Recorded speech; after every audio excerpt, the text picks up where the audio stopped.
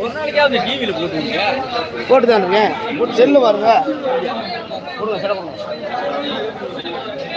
நான் போடுறது அப்படியே செல்லு வரேன், லைவ்ல வரேன், வீடியோ வந்து போடுறேன்.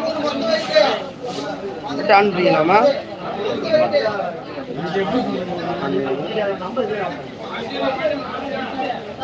ஜியோவா?